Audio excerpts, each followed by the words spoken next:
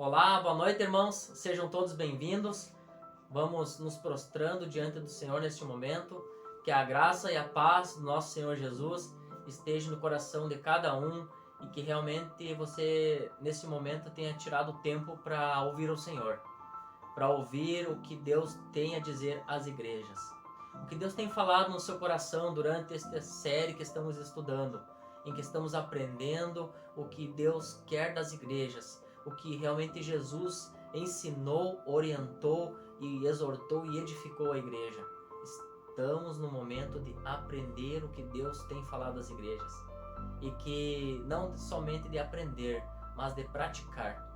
Tiago fala no capítulo 1, versículo 22, não sejam apenas ouvintes, mas praticantes da palavra. Que você tenha um senso de prática, de ouvir, discernir e realmente viver o que estamos estudando, viver o que estamos aprendendo.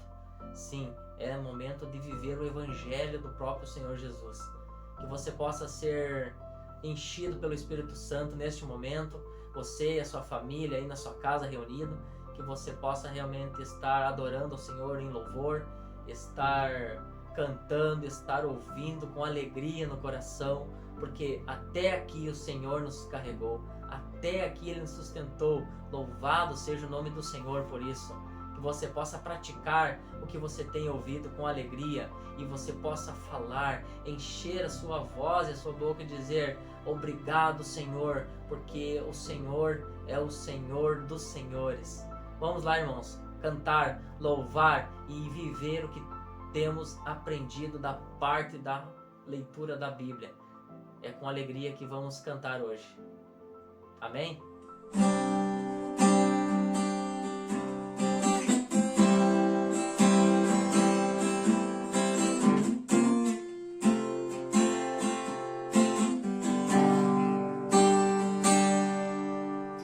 Te amo, ó Deus, a minha salvação.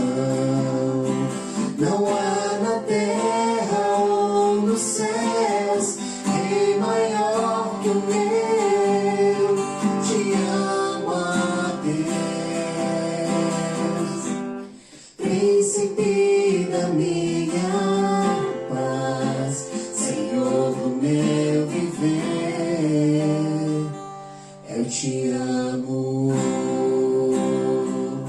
eu te amo, eu te amo, eu te amo, ó Deus, te amo, ó Deus, da minha salvação. Não há na terra ou nos céus rei maior que o meu. Te amo, ó Deus, príncipe da minha paz, Senhor do meu viver. Eu te amo, eu te amo, eu te amo, eu te amo, ó Deus, eu te amo, te amo, eu te amo, te amo, eu te amo, eu te amo, ó Deus.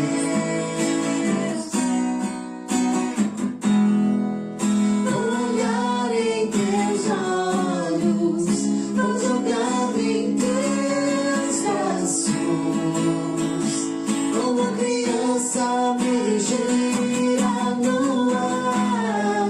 Esse é o instante que eu espero, esse é o momento que eu mais quero. A hora de te encontrar, olhar em teus olhos, tão jogado em teus braços, como criança me gira no ar. Esse é o instante que eu espero, esse é o momento que eu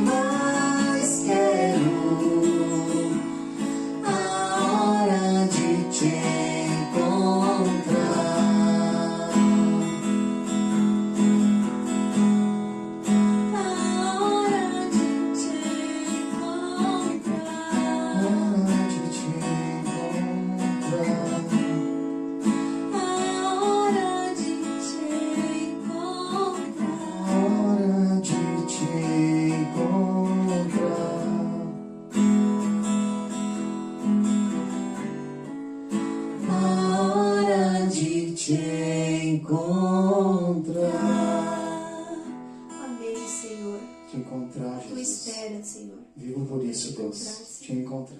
Amém. Amém. Boa noite, amados irmãos, boa noite, amada igreja.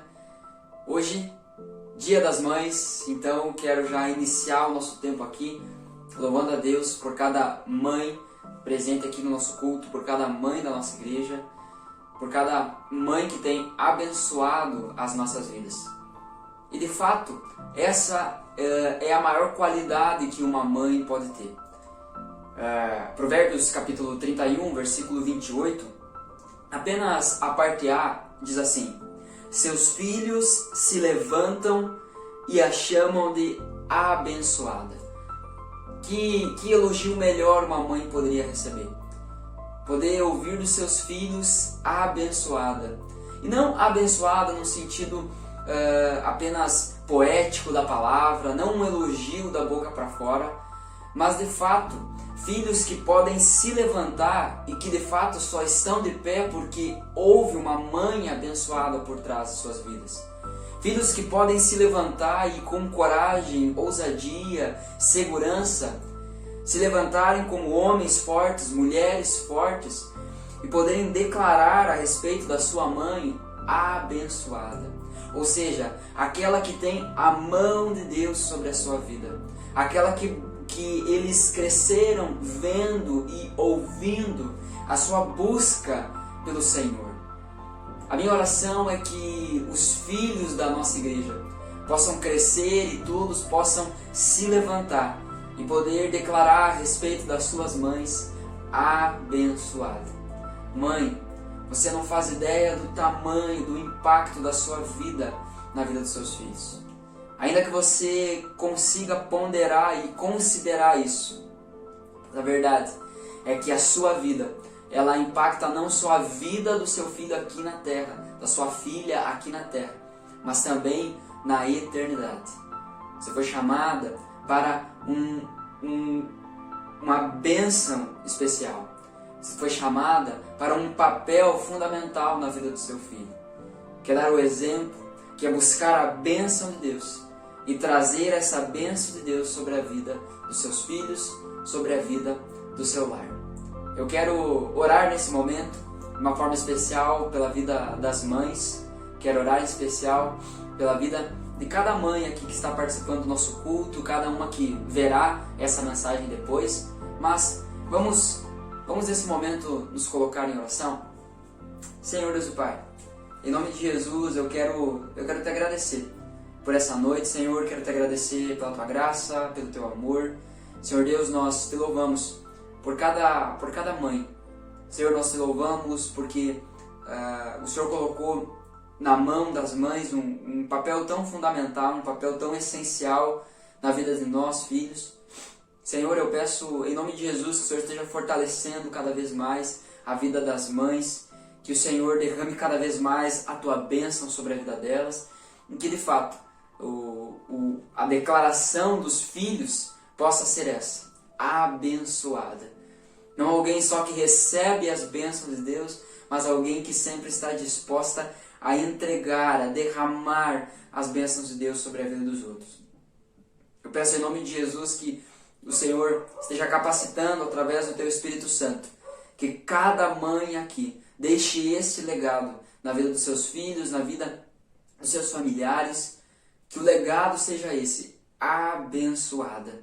Aquela que recebe a bênção, mas também que reparte essa bênção, que derrama essa bênção sobre a vida dos outros. Em nome de Jesus, eu peço, Pai, que o Senhor esteja fortalecendo as mães. Senhor, esse papel tão fundamental, essencial, um papel privilegiado, mas também um papel difícil, um papel desafiador. Que o Senhor fortaleça as mães para serem, ó Deus, exemplo para suas filhas, para os seus filhos. Nós sabemos, ó Deus, que as mães muitas vezes acabam fazendo papel de inúmeros papéis ao mesmo tempo. Muitas mães aqui são pais também. Muitas mães aqui trabalham fora. Muitas mães se dedicam à vida do lar. Senhor, eu peço em nome de Jesus que Teu Espírito Santo esteja consolando e fortalecendo nesse momento o coração de cada mãe, Senhor. Nós oramos assim em nome de Jesus e agradecemos porque sabemos que o Senhor ouve as nossas orações. Que o Senhor coloque no coração de cada filho e de cada filha esse desejo, esse anseio, entendendo a responsabilidade que cada um tem de honrar, de amar, de respeitar, de promover, de aprender e ensinar com a sua mãe. Em nome de Jesus é a nossa oração. Amém. Amém. Um feliz dia das mães, então, para todas as mães aí presentes.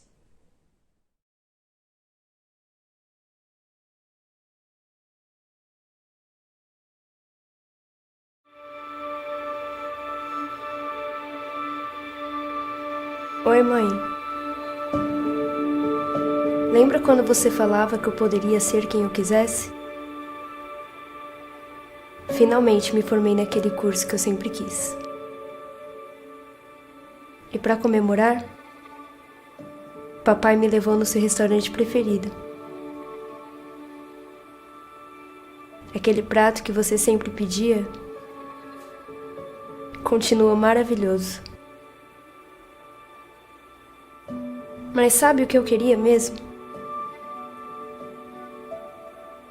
O seu abraço. Sinto sua falta em tantos momentos. O amor de mãe só pode ser explicado por algo divino. Por isso é tão difícil não te ter aqui comigo. E essa dor que a sua falta me traz só mostra que Jesus criou todas as pessoas para a eternidade, inclusive eu e você. Esse é meu conforto. A nossa história não acaba aqui. Ela continua. Sem dor, sem sofrimento e com certeza sem saudade.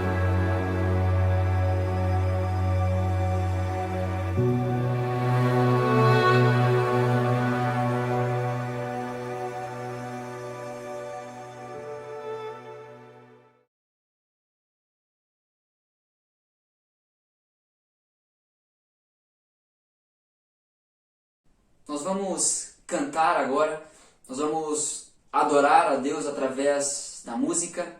Nós vamos cantar a respeito desse amor que está continuamente sobre nós. Esse amor que alcança a vida das mães, mas é um amor que também alcança a vida de todos nós.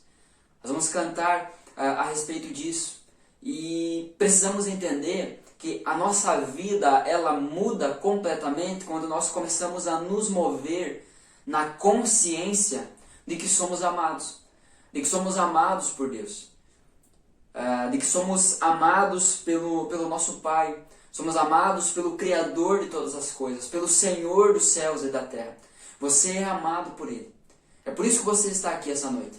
É por isso que Deus fez com que esse vídeo, com que esse culto chegasse até você, para que você entendesse que você é amado por Ele e que você precisa desse amor. Então eu quero convidar você junto a cantar a respeito disso, a cantar a respeito desse amor.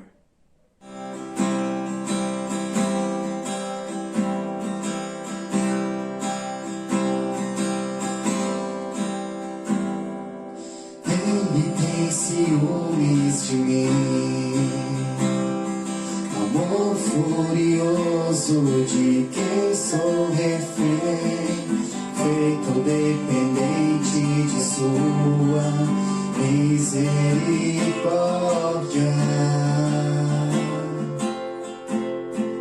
Quando de repente eu não percebo as dores por causa da glória, eu vejo então a beleza em ti, o afeto que sentes por mim. Deus me ama tanto assim, como Ele me ama.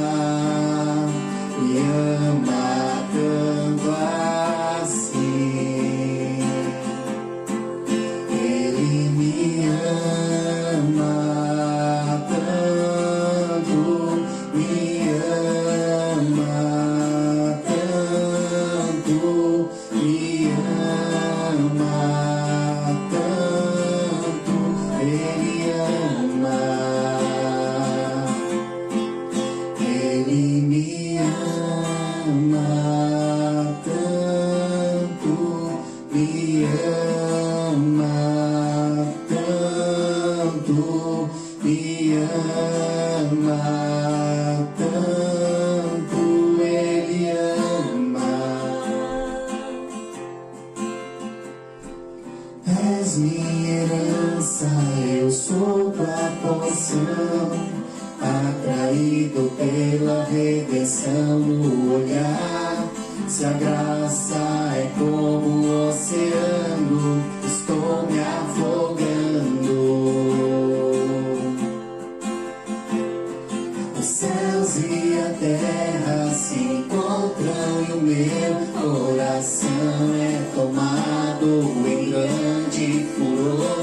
Eu não perco meu tempo em lamentos quando eu me lembro que Ele me ama tanto, me ama.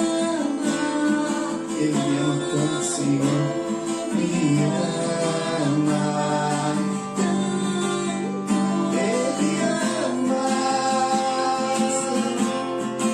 Ele me ama tanto, me ama tanto, me ama tanto, Ele ama. Ele me ama tanto, me ama tanto, me ama tanto, Ele ama. Jesus te ama, canta isso. Ele me ama tanto, me ama. Exalte a Ele, ó Senhor, exalte, cante pra Ele. Me ama tanto, Ele ama.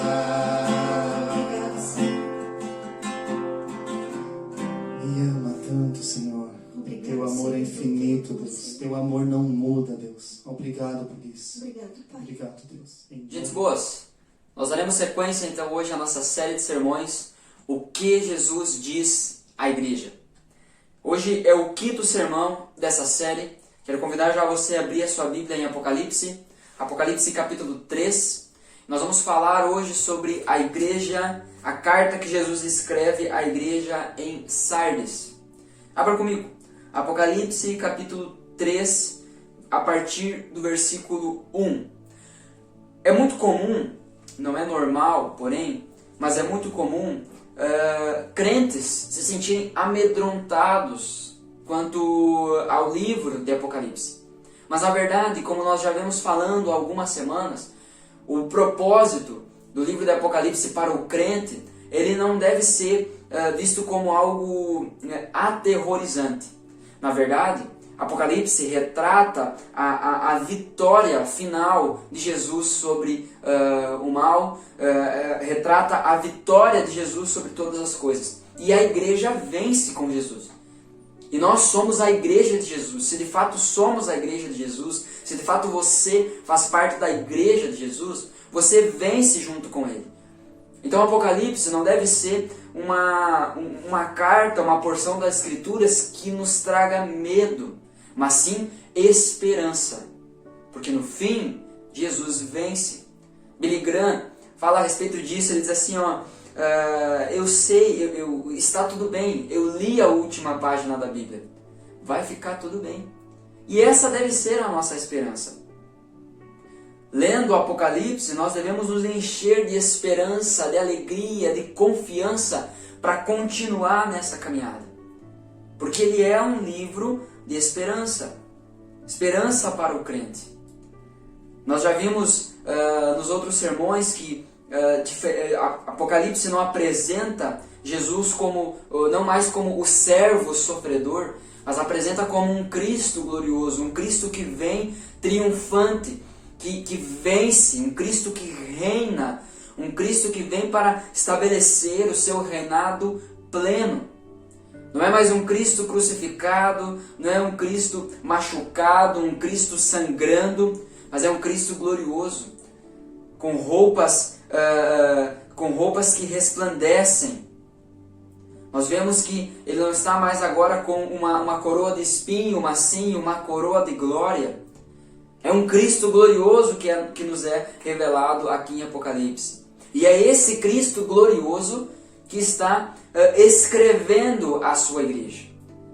É o próprio Jesus quem está escrevendo algo à sua igreja.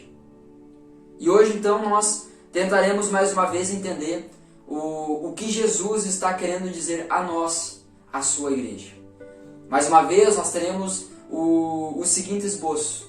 Jesus conhece a sua igreja, Jesus exorta a sua igreja e Jesus recompensa a sua igreja.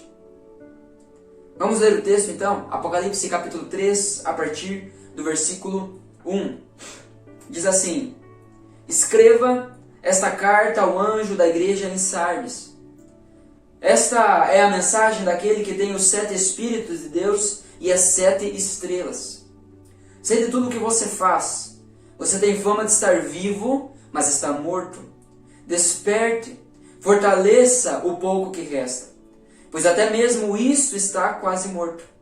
Vejo que suas ações não atendem os requisitos de meu Deus. Lembre-se do que ouviu e no que acreditou no princípio. Agarre-se a isso com firmeza. Arrependa-se. Se não despertar, virei subitamente até você como um ladrão. Há alguns em Sardes, no entanto, que não mancharam suas roupas com o mal. Eles andarão comigo vestidos de branco, pois são dignos. O vitorioso será vestido de branco. Jamais apagarei seu nome do livro da vida.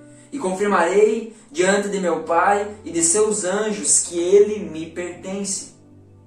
Quem tem ouvidos para ouvir, ouça o que o Espírito diz às igrejas. Vamos orar? Vamos orar mais uma vez? Feche seus olhos aí.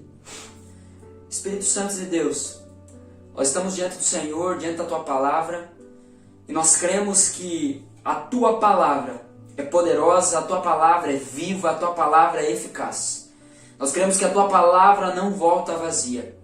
Nós pedimos a Deus, em nome de Jesus, que o Senhor fale conosco essa noite, que o Senhor comunique algo novo aos nossos corações essa noite. Pai amado, que a gente não termine esse tempo do mesmo jeito que nós estamos iniciando. Senhor, fala conosco em nome de Jesus. Fala conosco através dessa carta que o Senhor escreveu a essa igreja, que é totalmente aplicável às nossas vidas hoje. Fala conosco, ministra de uma forma personalizada em cada coração, Senhor. Nós clamamos por isso, nós precisamos disso. A Tua Palavra endereçada aos nossos corações. Porque se o Senhor não falar, tudo isso aqui é inútil. Tudo isso aqui é tempo jogado fora. Nós precisamos, Senhor. Nós queremos ser enfáticos na nossa oração. Nós queremos, ó Deus, declarar a nossa necessidade. Nós precisamos que o Senhor fale aos nossos corações. Em nome de Jesus, nós oramos assim. Amém. Amém. Queridos, o título do sermão de hoje, então, é Não Pareça Vivo, Esteja Vivo.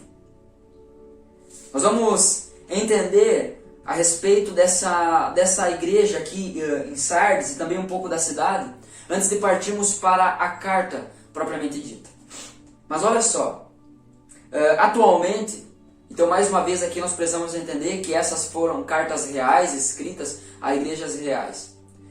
Atualmente, essa cidade, Sardes, é uma pequena vila chamada Sarte. Ela era famosa pela sua fabricação de lã e afirmava ter sido a primeira cidade a descobrir a arte de tingir a lã. O ápice da prosperidade dessa cidade foi em 560 a.C.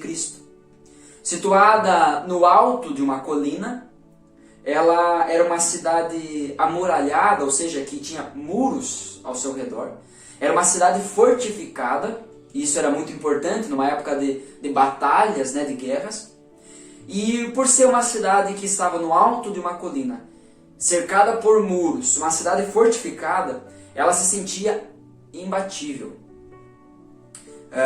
Havia precipícios, então, ao redor dessa cidade, precipícios íngremes, que protegiam a cidade, de modo que ela não podia ser escalada.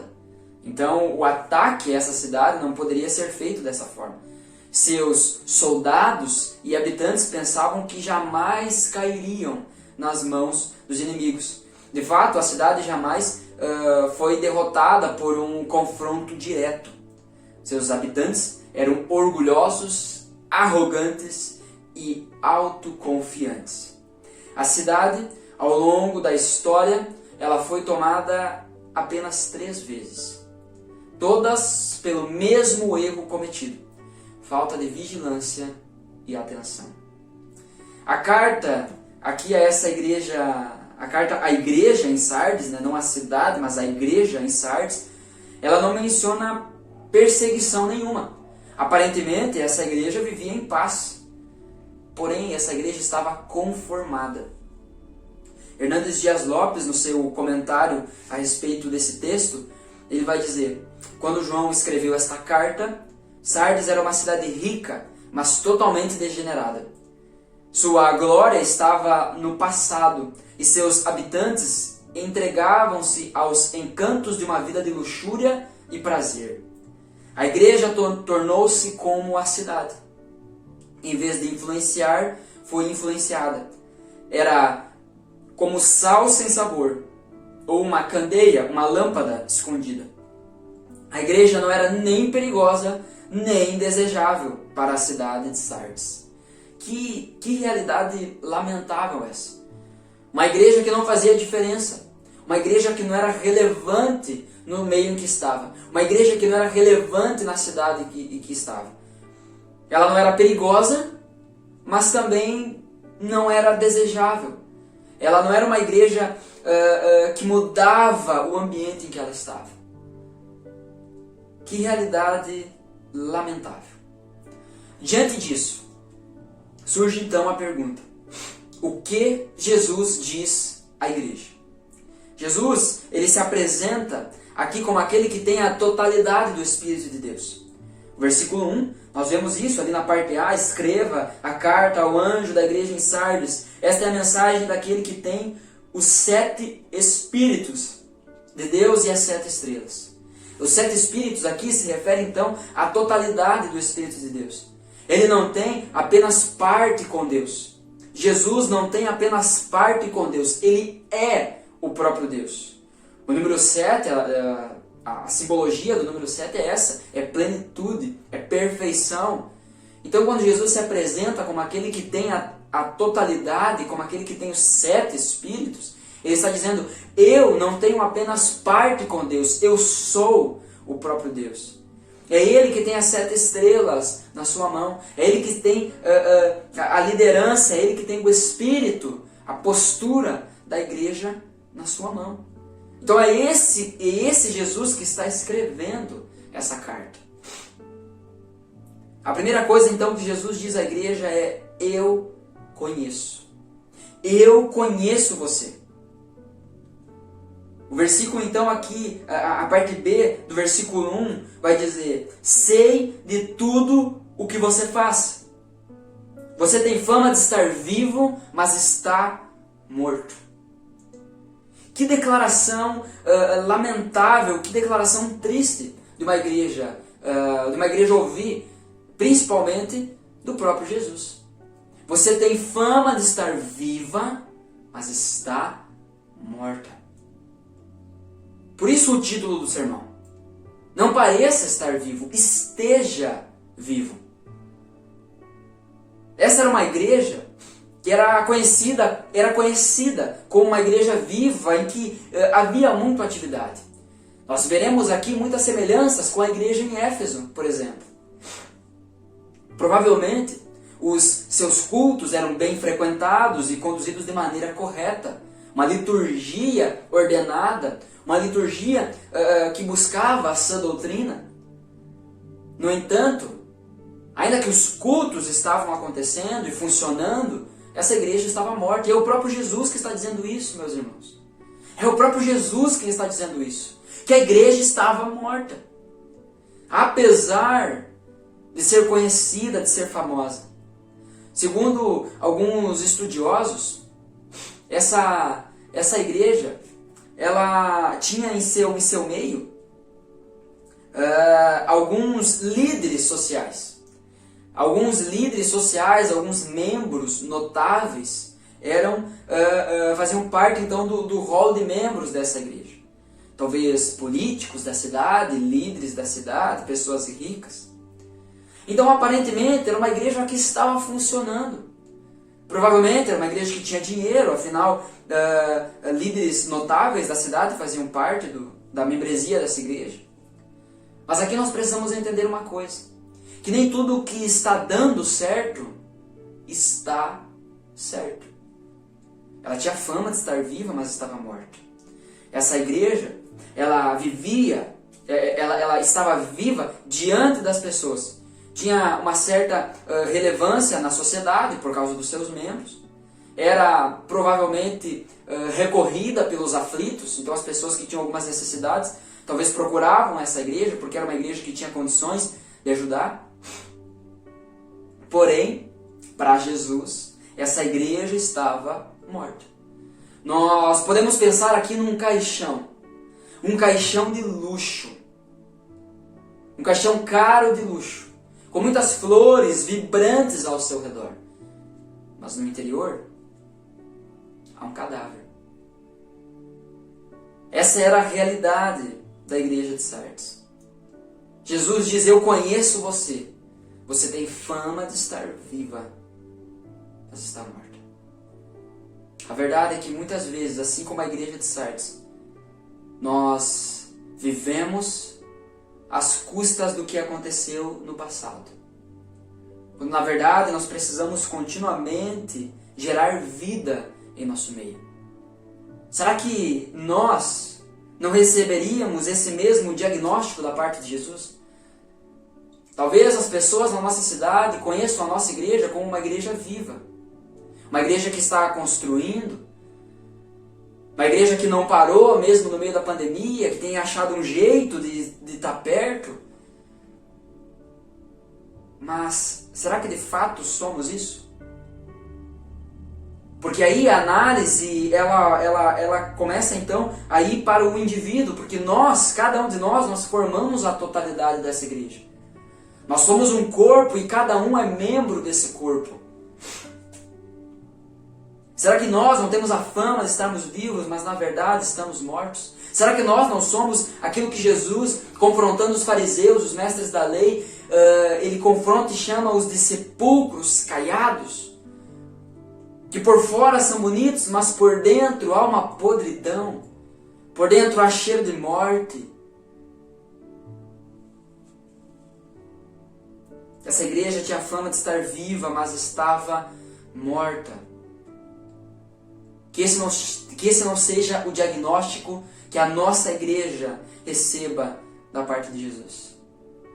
Porque, meus irmãos, não tem como nós nos escondermos daquele que é onisciente, daquele que é onipresente, daquele que vê todas as coisas, daquele que a nossa história se desenrola diante dele como um pergaminho que pode ser completamente lido.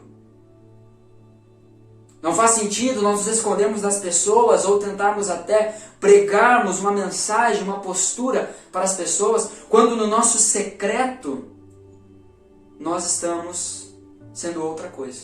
Jesus conhece a sua igreja. Jesus conhece você.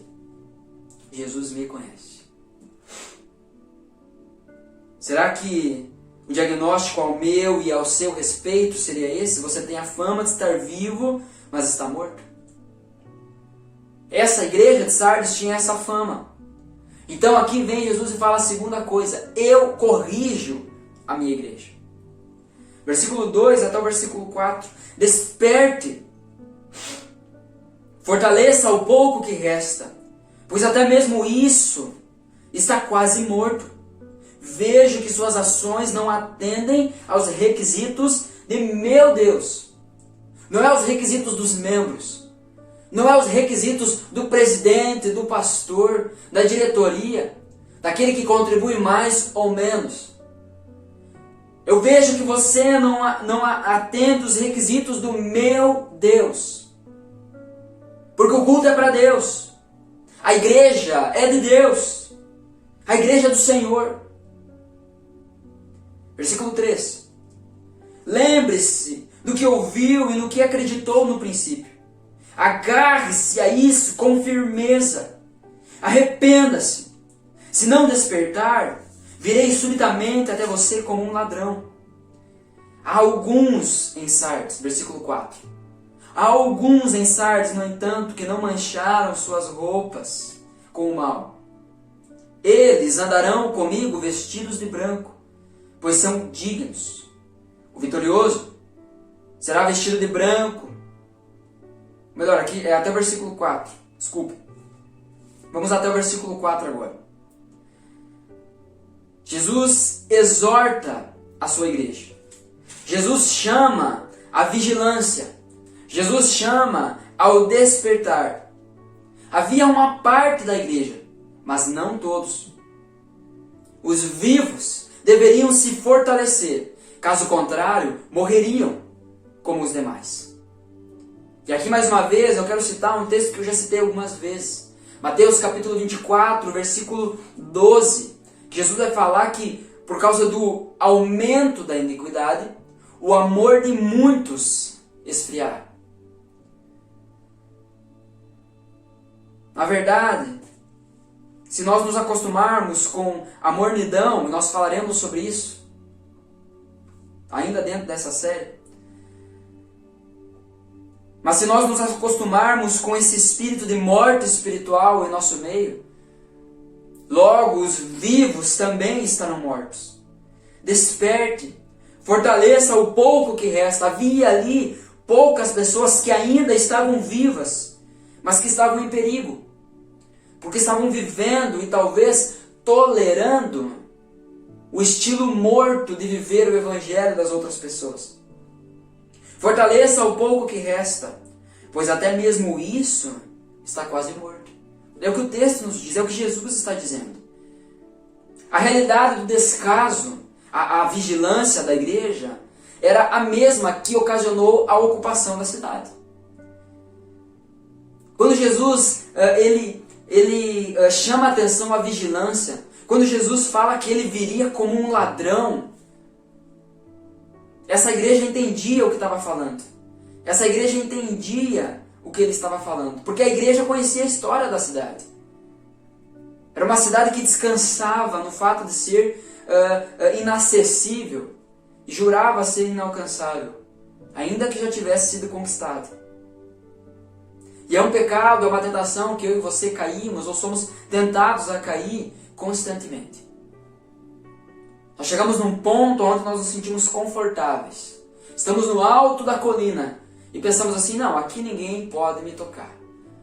Agora eu estou cheio de Deus, não caio mais. Na manhã seguinte você acorda com um coice de desânimo. Você acorda, parece que os dias floridos, os dias cheios da presença de Deus, parece que faz décadas que você não vive. Aquele que julga estar de pé deve cuidar para que não caia. A realidade do descaso, a vigilância da igreja era a mesma que ocasionou a ocupação da cidade. A igreja estava se tornando como a cidade. Uma igreja despreocupada, uma igreja displicente, uma igreja negligente, uma igreja desatenta. A igreja, ela tinha obras, mas essas obras não agradavam a Deus. Olha só o que Jesus está dizendo. Vejo que as suas ações não atendem os requisitos do meu Deus. Não é que eram obras más, Não é que a igreja não tinha obras, mas essas obras não atendiam o requisito do Senhor da igreja. É a Ele que servimos, é a Ele que deve ser direcionada a nossa preocupação em atender os requisitos dele. Nós precisamos entender que boa obra é aquela obra que Deus chama de boa. Não é a obra que a gente decide fazer e acha que é bom. Há muitas obras moralmente boas, éticas, mas que não atendem aos requisitos de Deus. Muitas vezes nós estamos apenas nos preocupando em ser pessoas melhores, em ser pessoas mais éticas, em ser pessoas moralmente boas, quando na verdade nós devemos nos preocupar não em melhorar as pessoas, mas em causar uma transformação na vida delas através das nossas boas obras. Aquelas obras que Deus olha e chama de boa. Mateus capítulo 5, versículo 16 fala isso. Assim brilha a luz de vocês diante dos homens, para que eles vejam as suas boas obras e glorifiquem ao Pai de vocês que está nos céus. As pessoas precisam ver as nossas boas obras, e boas obras que glorifiquem ao nosso Pai, não que glorifiquem a igreja. Entenda isso. Nós podemos distribuir 20 cesta básica por mês. Seremos talvez muito bem vistos e bem quistos pela cidade. Mas se não pregarmos o Evangelho para as pessoas, nós não estaremos atendendo o requisito do nosso Deus. Não é sobre fazer apenas boas obras, mas é sobre fazer as obras que Deus chama de boa. Essa igreja, a igreja em Sardes, ela não conquistava nada no reino espiritual. Almas não estavam sendo salvas. Os santos não estavam sendo fortalecidos. A ajuda não estava sendo oferecida aos necessitados.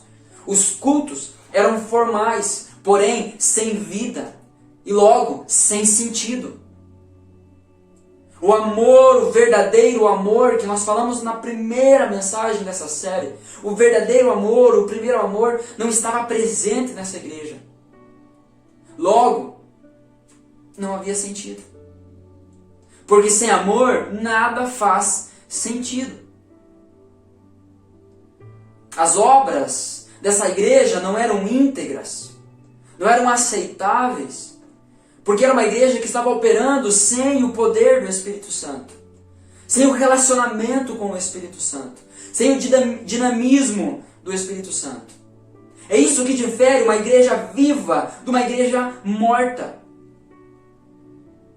Uma igreja cheia do Espírito Santo é uma igreja viva. É uma igreja que produz vida, que produz o fruto do Espírito Santo. É uma igreja que impacta a cidade. É uma igreja forte, é uma igreja vibrante. É uma igreja na qual a fama não é maior do que ela é de fato. Mas a fama é menor do que ela é de fato. Que as pessoas venham até nós, que as pessoas venham até a nossa igreja, quando voltarmos com o culto presencial, mas que as pessoas venham até nós como igreja, no sentido individual, as nossas casas, as nossas famílias. Que as pessoas venham até nós e descubram que o que há de verdade aqui, o que há de fato aqui é uma vida muito maior do que elas acreditavam que teria. Gálatas capítulo 5, versículo 25, vai falar isso. Uma vez que vivemos pelo Espírito, sigamos a direção do Espírito em todas as áreas da nossa vida. Algumas outras versões vão traduzir, se vivemos pelo Espírito, que também andemos pelo Espírito. O problema é que as nossas igrejas, e talvez a nossa igreja também, está cheia de pessoas que afirmam viver pelo Espírito, mas não se movem no Espírito, não andam no Espírito, vivem como pessoas carnais. Tem fama de estar vivas porque levantam, porque colocam nas redes sociais o nome de Jesus, porque compartilham o culto, porque compartilham as coisas a respeito do culto, porque falam Deus abençoe nas suas frases, mas na verdade estão mortas.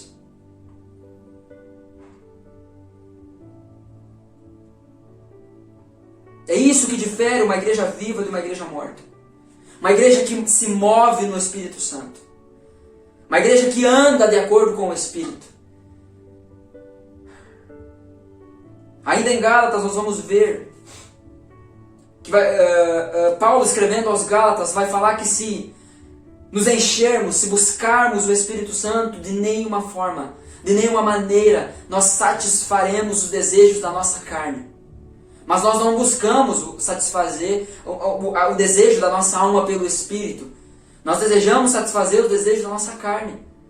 Nós andamos por aí como pessoas carnais. Nós temos tanta fome pelas coisas do mundo porque nós estamos nos alimentando com o Espírito Santo. Nós estamos orando no Espírito Santo.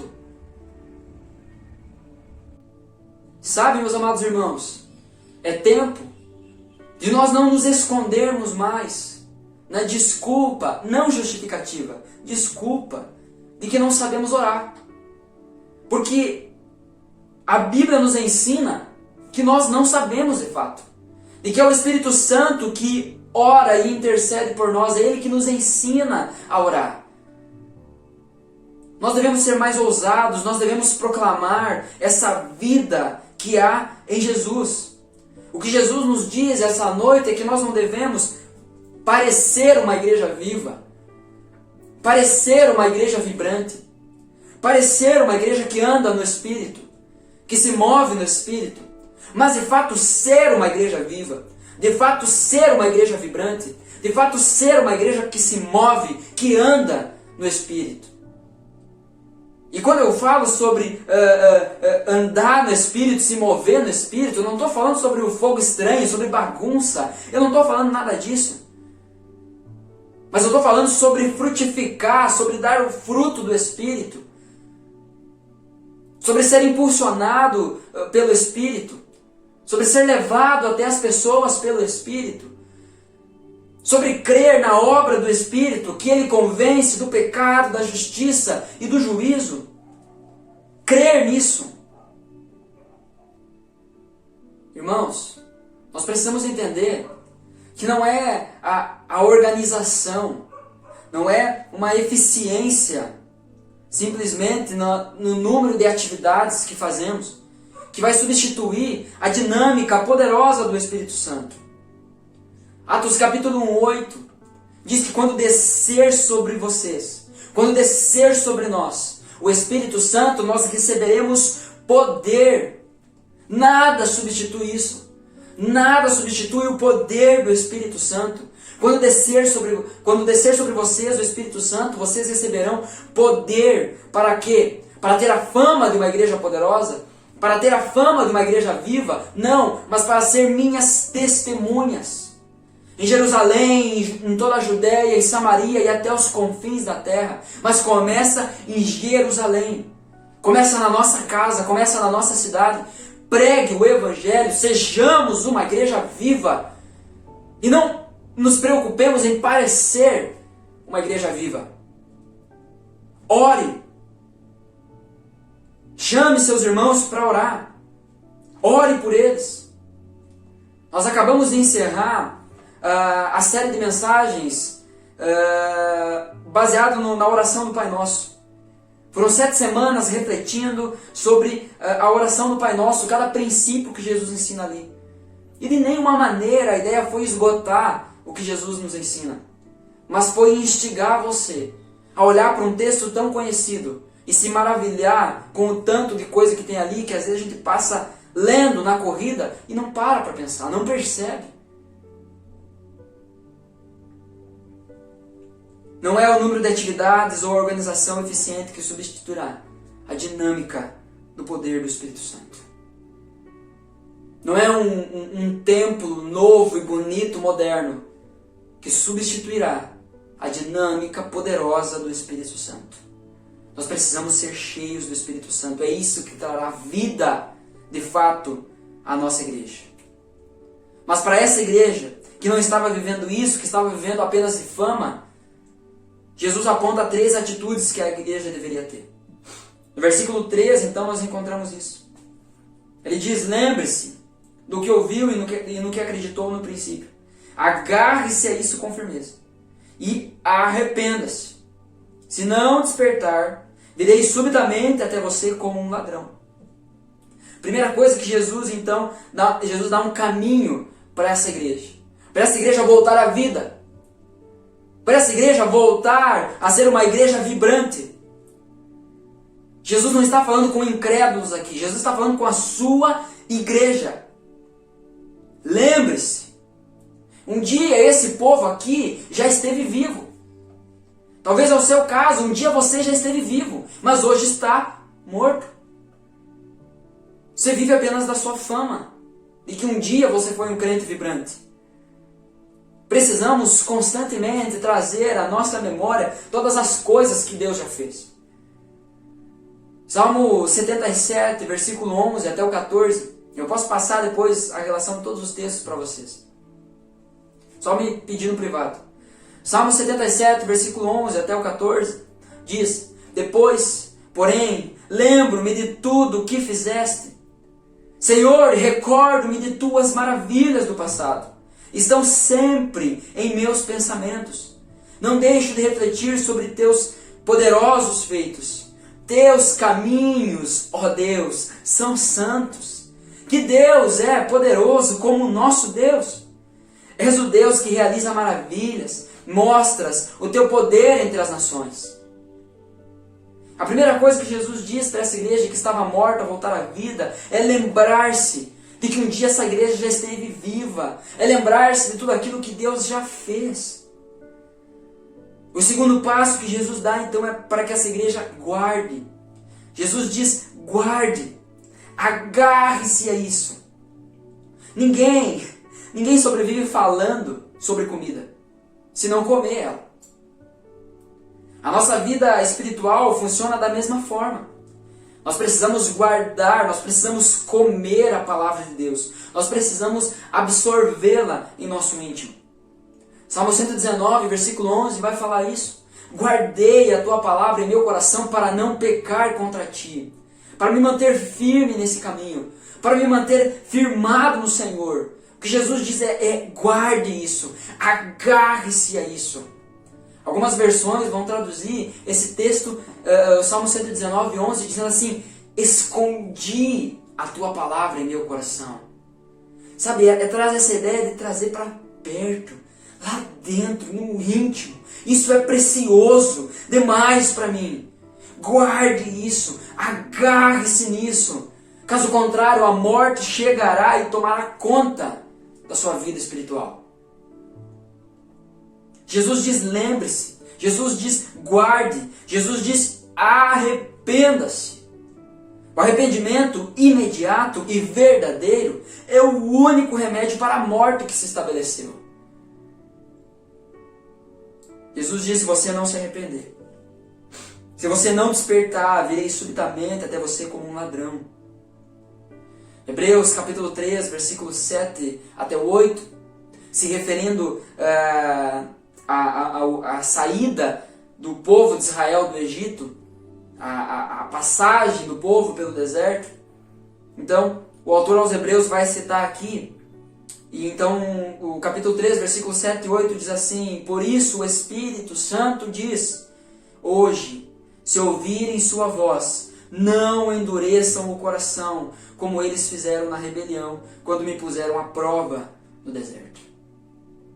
Nós olhamos para o povo do deserto e pensamos assim: meu Deus, como é que eles podiam duvidar de Deus? Como é que eles podiam vacilar na fé? Olha quantas coisas eles viveram, olha quantas coisas eles viram. E ainda assim eles reclamavam, ainda assim colocavam à prova Deus. E num período tão pequeno de 40 anos. Mas e nós? Que em 4 dias, que em 4 horas, somos capazes de colocar à prova Deus logo após Ele ter demonstrado a sua maravilhosa graça e misericórdia. Nós não somos diferentes deles, senão até piores. Porque o que tem em nós estava apenas sobre eles. O relacionamento de Deus com o povo no deserto era um relacionamento sobre, enquanto o relacionamento de Deus conosco é o Deus em nós.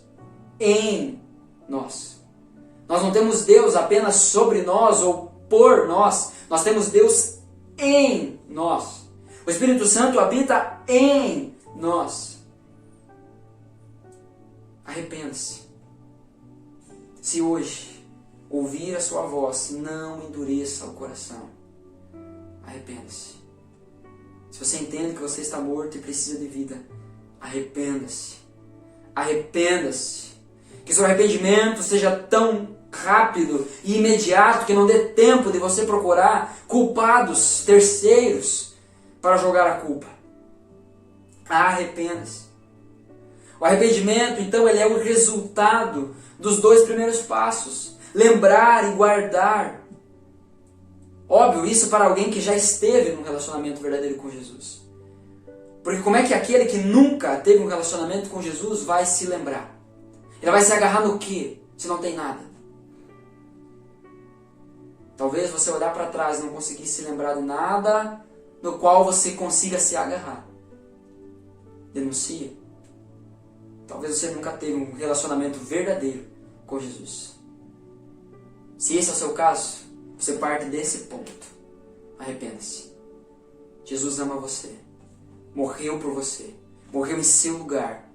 Para que você pudesse ter vida e não apenas parecer vivo. Se não houvesse arrependimento, Jesus viria como ladrão contra aquela igreja. E tendo em mente a história da cidade, eles compreendiam perfeitamente o que Jesus estava dizendo. Era uma igreja desatenta, que assim como a cidade foi tomada por onde ela não esperava. Nós descansamos muito. Nós estamos muito desatentos, muito distraídos com tantas coisas. Talvez, se não nos arrependermos, essa será a nossa queda. Essa será a nossa tragédia. Mas no versículo 4 nós vemos uma esperança, pois sempre há um remanescente. Há alguns em Sardes, no entanto, que não mancharam suas roupas com o mal. Eles andarão comigo vestidos de branco, pois são dignos. Sempre há um remanescente. Mesmo a igreja sendo tomada por uma hipocrisia, por uma fantasia espiritual, havia aqueles que se mantiveram puros e verdadeiros aos olhos do Senhor. Você que hoje entende que a sua vida não é vida, mas é morte, olhe para dentro da nossa igreja e peça a Deus: Deus, me mostra alguém que tem vivido de fato, me mostra alguém que tem a vida do Senhor, e gruda nela, chama ela e diz assim: ora comigo, me ajuda, eu estou morto e preciso viver. Eu estou à disposição, se você quiser me ligar, se você quiser entrar em contato comigo, eu estou à disposição. Mas não precisa ser eu. Pode ser algum outro irmão que você tem mais intimidade. Mas não alguém que está morto também. Não alguém que apenas tem fama de estar vivo. Mas alguém que realmente ama Jesus. Alguém que tem pagado o preço pelo Evangelho. Peça ajuda, porque sempre há um remanescente. E é a partir desses que Jesus começa a restaurar a vida no meio do seu povo. O que Jesus diz à igreja? Eu conheço, eu exorto e eu recompenso. No versículo 5, o vitorioso será vestido de branco. Jamais apagarei seu nome no livro da vida. E confirmarei diante de meu Pai e de seus anjos que ele me pertence. Ah, meu irmão, que recompensa é essa? Que recompensa maravilhosa é essa? As vestes brancas aqui que Jesus promete, o vitorioso será vestido de branco. As vestes brancas representam a santidade divina e justiça de Cristo. Ele virá vestido de linho branco, fino. É a justiça de Cristo sendo imputada a nós. Aqui é o princípio da justificação. Apocalipse 19, 8 diz que a igreja, ela recebeu um vestido do linho mais fino, puro e branco, porque o linho fino representa os atos justos do povo santo. Então vale a pena preservar a nossa fé, Vale a pena permanecermos puros. Vale a pena buscarmos a face de Jesus, porque receberemos esse vestido, receberemos essa roupa branca. Receberemos essa roupa que simboliza a pureza, que representa, que simboliza os atos justos do povo santo. Perceba, essa roupa branca representa os atos justos do povo santo. Essa roupa não será usada por aqueles que viveram de uma maneira injusta e impura aqui na terra. Ao vitorioso será dado o direito de ser escrito o nome no livro da vida. Por outro lado, nós vemos que em Apocalipse 20 e também no 21, nós vemos que aqueles que não tiverem um nome escrito no livro da vida, esses sofrerão a segunda morte. E a segunda morte é eterna. A segunda morte é a condenação ao inferno. A recompensa de Jesus é um chamado à perseverança. Ele nos mostra, Ele nos promete a sua recompensa, e através dessa recompensa é um apelo à perseverança. Ele diz: venham, permaneçam, continuem, fiquem firmes, levantem-se, vivam. Abra comigo em Mateus capítulo 10.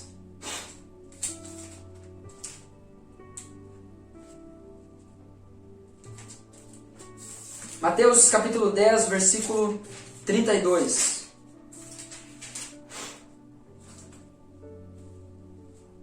Um texto fantástico. Olha a promessa de Jesus. Eu não sei o que você quer, eu não sei o que você busca, mas para mim essa é a maior recompensa. Não importa o quão famosos tenhamos sido aqui na terra, não importa quem nos conheça ou quem a gente conheça aqui nessa terra, a maior recompensa é essa aqui. Mateus 10, 32 e 33. Quem me reconhecer em público aqui na terra, eu o reconhecerei diante do Pai no céu. Mas quem me negar aqui na terra, eu também o negarei diante de meu Pai no céu.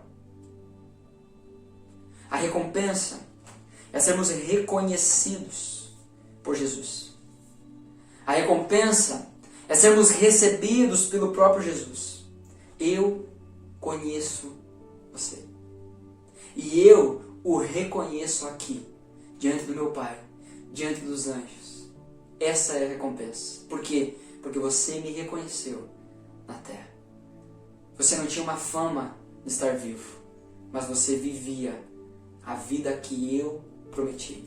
Você creu quando eu disse que eu era o caminho, a verdade e a vida. Você creu quando eu disse que eu vim para trazer vida e vida em abundância. Você creu quando falaram a meu respeito, dizendo que a verdadeira vida estava escondida em mim. Você creu nisso. Portanto, eu o reconheço. Eu o reconheço diante do meu Pai e diante dos anjos. Ah, meus irmãos, essa é a maior recompensa. Que isso mova os nossos corações. Que o nosso desejo não seja parecer vivo, mas estar vivo. De fato, viver aquilo que Jesus tem para nós. Pessoalmente, como família, como igreja. Assim, impactaremos a nossa cidade da forma que Deus espera, da forma que Deus deseja. Diante disso, precisamos entender: a morte de uma igreja não acontece de uma hora para outra. É um longo e sutil processo. É um processo silencioso, até começar a gritar e lamentar o luto. Precisamos diariamente avaliar as nossas motivações e clamar a Deus pela vida dele em nós.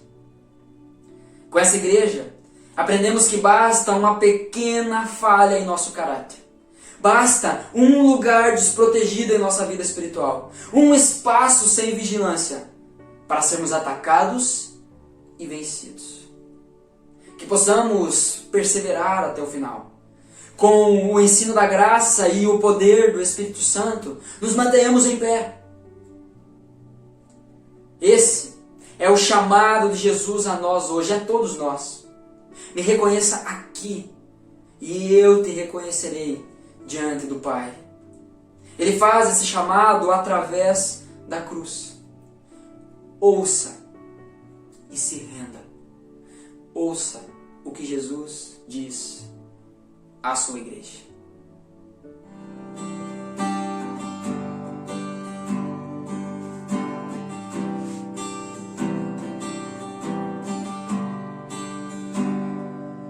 Eu olho para a cruz,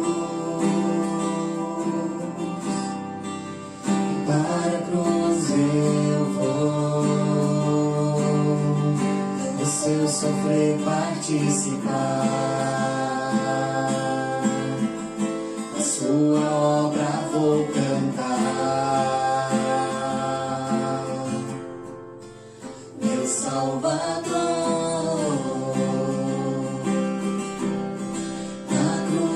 Mostrou o amor do Pai, o justo Deus.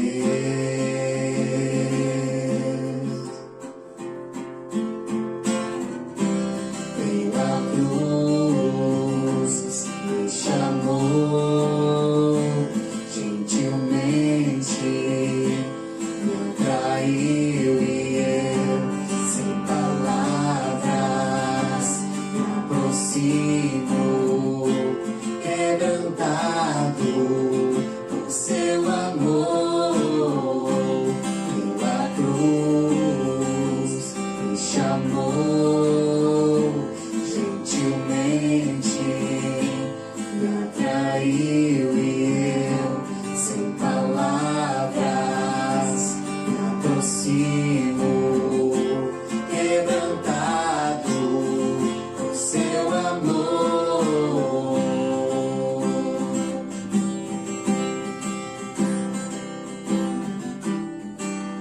Obrigado, Senhor.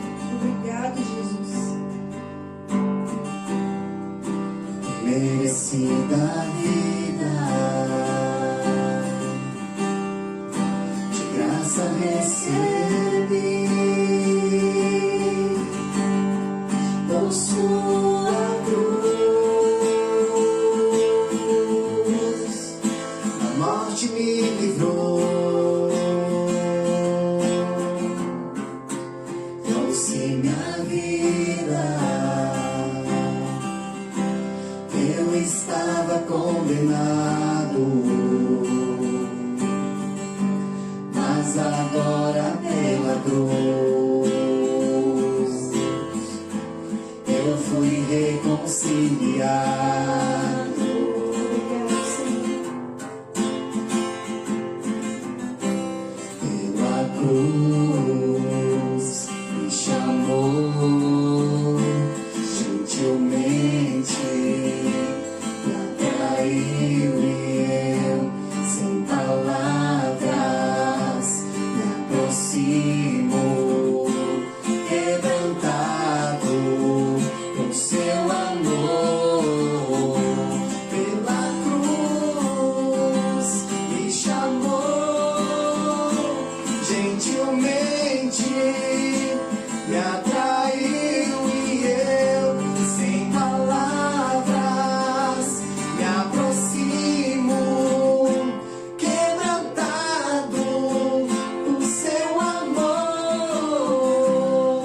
Pela cruz me chamou gentilmente, me atraiu e eu, sem palavras, me aproximo, quebrantado por seu amor.